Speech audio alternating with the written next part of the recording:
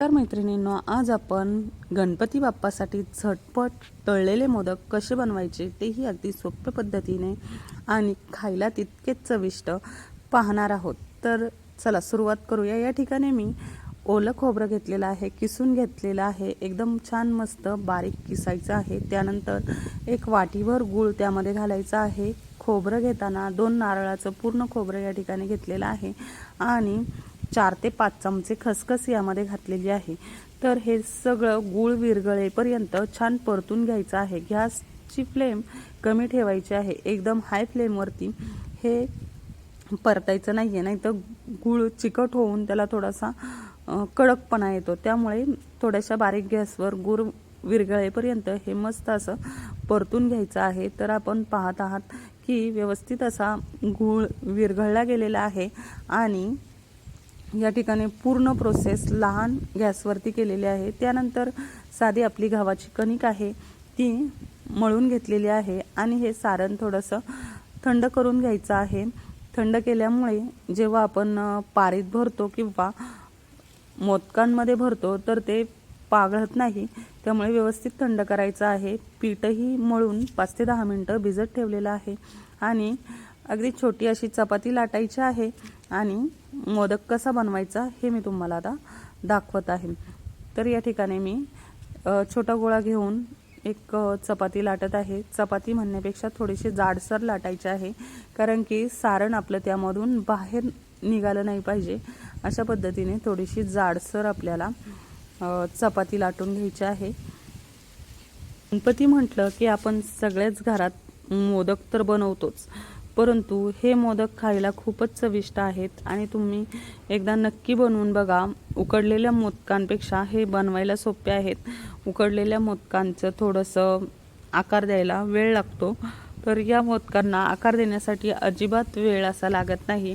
अगदी वेळेतच हे मोदक तुमचे पटकन बनतील, अशा पद्धतीने आपण आज पाहणार आहोत। तर या ठिकाणी छान अशी बारीक चपाती लाटून झालेली आहे माझी आणि मी आता एक छोटा चमचा घेतलेला आहे, त्या चमच्याच्या सहाय्याने यामध्ये सारण भरणार आहे। एकदम कमी पण भरायचं नाहीये आणि खूप जास्त पण भरायचं नाही।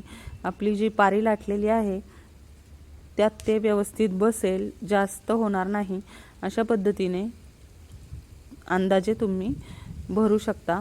आणि या ठिकाणी तुम्ही पाहत आहात अशा पद्धतीने मी मोदकाला आकार दिलेला आहे, अशा पाकळ्या केलेल्या आहेत आणि अशा पद्धतीने आकार देऊन आपला मोदक आता तयार होणार आहे।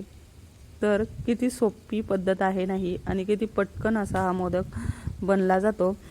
तर पूर्ण या 2 नारळांच्या सारणामध्ये माझे 30 मोदक झाले होते आणि त्यातून मी थोडेसे मोठे मोठे केले होते, तर तुमचे 40 पण होतील। तुमच्या बनवण्याच्या आकारावर आहे, तुम्ही मोठे बारीक कसे बनवता तर तुमची क्वांटिटी तयार होईल। अशा पद्धतीने मोदक सर्व बनवून तयार आहे आणि आता तेल गरम करून घेतलेलं आहे आणि आपण आता हे मोदक तळून घेणार आहोत।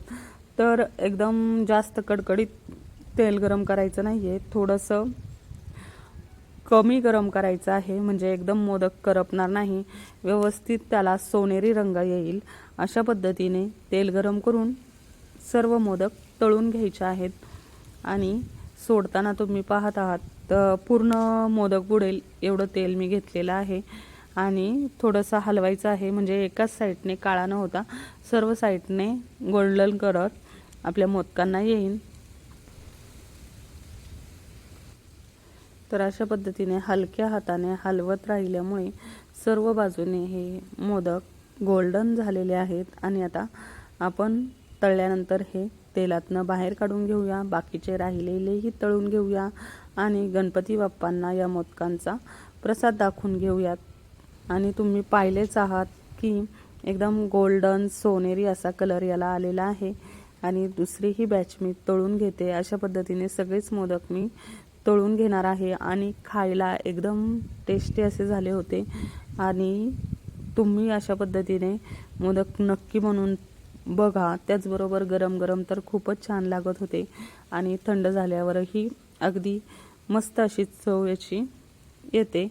अशा पद्धतीने मोदक बनवायला तर एकदम सोपे तर आहेच, पण हेल्दी पण आहे। आपण यामध्ये साखर न वापरता गूळ वापरलेला आहे।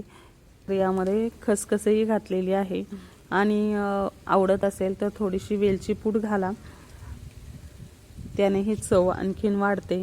अशा पद्धतीने सर्व मोदक बनवून तयार आहे आणि आता याचा नैवेद्य दाखवून घेते आणि चॅनलला सबस्क्राईब करा आणि व्हिडिओ